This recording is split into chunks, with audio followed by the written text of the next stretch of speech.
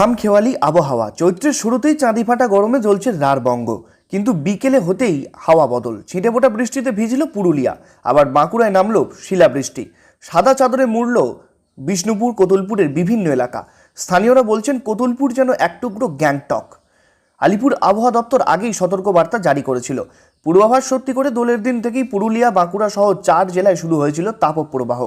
রবিবারও অবস্থার কোনো পরিবর্তন হয়নি, বরং সকাল থেকেই ছিল অসহ্য গরম।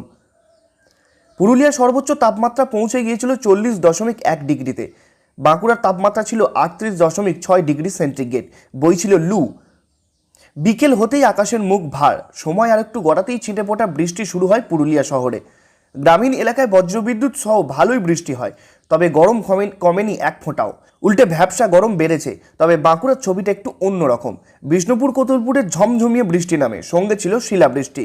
কিছুক্ষণের মধ্যে সাদা চাদরে ঢেকে যায় এলাকা। কোনো রকম পূর্বাভাস ছাড়াই বদলে যায় আবহাওয়া। তবে তা সাময়িক সন্ধ্যা গড়াতেই আবার গরম লাগতে শুরু করে।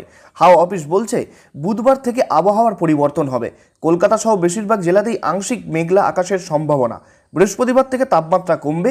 বিক্ষিপ্তভাবে দক্ষিণবঙ্গের বিভিন্ন জায়গায় বজ্রবিদ্যুৎ সহ হালকা থেকে মাঝারি বৃষ্টির সম্ভাবনা রয়েছে। দুদিনের ঝড় বৃষ্টিতে তাপমাত্রা 3 থেকে 4 ডিগ্রি সেলসিয়াস কমতে পারে বলে অনুমান আবহাওয়াবিদদের।